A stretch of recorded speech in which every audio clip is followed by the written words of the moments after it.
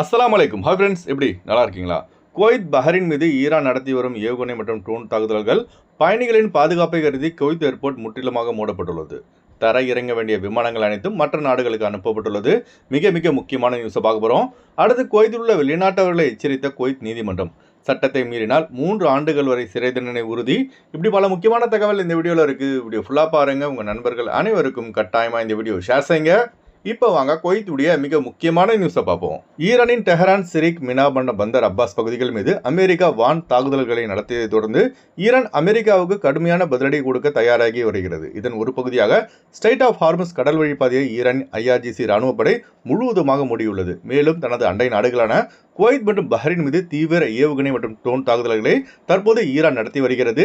Kuwait மற்றும் பஹ்ரைனில் உள்ள பொதுமக்கள் எச்சரிக்கையாக இருக்கும்படி தற்போது சைரன் எச்சரிக்கை ஒலி மற்றும் அலர்ட் மெசேஜ்களை உள்துறை அமைச்சகம் அனுப்பி வருகிறது. குவைத் மற்றும் பஹ்ரைனில் உள்ள நம்பாளுங்க பில்டிங்கின் ஜன்னல் சைட் நிற்காதீங்க, பாதுகாப்பான இடத்துல இருங்க. ஈரானின் தாக்குதல்கள் காரணமாக இன்று காலை 4:30 மணி முதல் குவைத் ஏர்போர்ட் டெர்மினல் 4, டெர்மினல் 5 ஆகியவை முற்றிலுமாக பாதுகாப்பை கருதி மூடப்பட்டுள்ளது. ஏற்கனவே குவைத் ஏர்போர்ட்டின் டெர்மினல் 1 ஈரானின் ட்ரோன் தாக்குதலால் ஒரு இந்தியர் உயிரிழந்தார் மற்றும் 63 பேர் வரை காயமடைந்தார்கள். அதுபோன்ற சம்பவம் மீண்டும் ஏற்படாமல் இருக்க இப்போ குவைத் ஏர்போர்ட்டின் அனைத்து டெர்மினல்களும் மூடப்பட்டுள்ளது. இன்று அதிகாலை சென்னை, கொச்சின், அகமதாபாத், பேங்காக், தாக்கா ஆகிய நகரங்களிலிருந்து குவைத் வந்த விமானங்கள் அனைத்தும் பார்த்தீங்கன்னா பயணிகளின் பாதுகாப்பை கருதி மற்ற நாடுகளின் ஏர்போர்ட்டுக்கு திருப்பி அனுப்பப்பட்டுள்ளதாக DGCA தெரிவித்துள்ளது. அதனால குவைத்திலிருந்து இந்தியா, இலங்கை செல்பவர்கள், அதுபோல ரிட்டர்ன் குவைத் வருபவர்கள் ஏர்போர்ட்டுக்கு செல்வதற்கு முன் உங்கள் டிராவல் ஏஜென்ட்களை தொடர்பு கொண்டு ஃபிளைட் ஷெட்யூலை தெரிந்து கொள்ளுங்கள். இப்போ இந்த சண்டை மீண்டும் ஆரம்பிக்கப்படுவதற்கு மிக முக்கியமான காரணமே இஸ்ரேல் தாங்க. சீஸ்ஃபயர் இருக்கும்போதே லெபனானை இஸ்ரேல் கடுமையாக தாக்கியுள்ளது. அதற்கு பதிலடியாக ஈரான் இஸ்ரேலை தாக்கியது. அதோடு பிரச்சனை முடியணும் பார்த்தா முடியலைங்க. இப்போ மீண்டும் ஈரானும் அமெரிக்காவும் மாறி மாறி அடிச்சுக்கிறாங்க. இவனுக்கு போகிற சண்டையால் பொதுமக்களுக்கு தாங்க பாதிப்பு அதிகம். வெளிநாட்டில் சம்பாதிச்சு ஊரில் செட்டில் ஆகணும் பார்த்தா இப்போ இருக்கிற சுச்சுவேஷனில் அதெல்லாம் நடக்காது போல.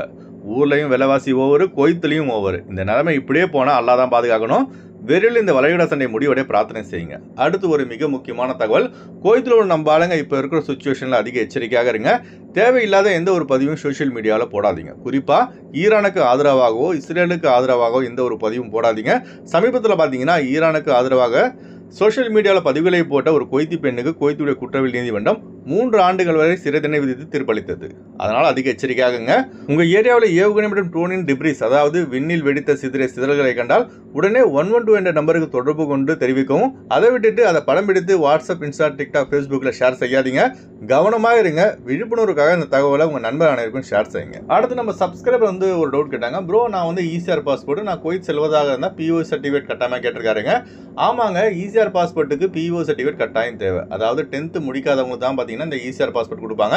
இந்த ECR பாஸ்போர்ட் முடிச்சவங்க பார்த்தீங்கன்னா PCC, மெடிக்கல், அப்புறம் குவைத் விசா ஸ்டாம்பிங் முடிச்ச பிறகு POE சர்டிஃபிகேட் எடுத்துட்டு தான் குவைத்துக்கு போகணும். ECR பாஸ்போர்ட் இல்லாதவங்க, அதாவது நான் ECR பாஸ்போர்ட் உள்ளவங்க விசா ஸ்டாம்பிங் முடிஞ்ச உடனே குவைத்துக்கு போகலாம். இதுதாங்க ECR பாஸ்போர்ட்டுக்கும் நான் ECR பாஸ்போர்ட்டுக்கும் உள்ள வித்தியாசம். அடுத்து வாங்க குவைத்துடைய தினார் ரேட் பார்ப்போம். ஒரு தினார் குவைத் இந்தியாவின் மதிப்பு 307 ரூபாய் 51 பைசாவாக உள்ளது. ஒரு தினார் குவைத் இலங்கையின் மதிப்பு 1049 ரூபாய் 97 பைசாவாக உள்ளது. இப்போ நான் சொன்னது குவைத்துடைய அல்முலா ரேட்டுங்க. அடுத்து குவைத்துடைய கோல்ட் ரேட் பார்ப்போம். 1 கிராம் 24 கேரட் தங்கத்தின் விலை 42 தினார் 502 பில்ஸாக உள்ளது. 1 கிராம் 22 கேரட் தங்கத்தின் விலை 38 தினார் 974 பில்ஸாக உள்ளது. அதுபோல் நம்ம சப்ஸ்கிரைபர் பல பேர் பார்த்தீங்கன்னா ஒரு டவுட் கேட்குறாங்க. அதாவது குவைத்திலிருந்து மற்ற பிற வெளிநாடுகள்லேருந்து இந்தியா வரும்போது எவ்வளோ கோல்டு கொண்டு வரலாம் சொல்லிட்டு. அதாவது இந்தியா வரும் ஆண்கள் 20 கிராம் வரைக்கும் கோல்டு கொண்டு வரலாம். பெண்கள் பார்த்தீங்கன்னா 40 கிராம் வரைக்கும் கோல்டு கொண்டு வரலாம். இதாங்க லிமிட்டு. இதுக்கு மேலே நீங்கள் கொண்டு வந்தீங்கன்னா கட்டாயமாக டேக்ஸ் கட்டுற மாதிரி இருக்கும். ஓகே ஃப்ரெண்ட்ஸ், இந்த வீடியோ ஷேர் செய்யுங்க. இந்த வீடியோ சம்பந்தமாக நீங்கள் என்ன நினைக்கிறீங்க என்பதை மறக்காம கமெண்ட்ஸ் பதிவு செய்யுங்க.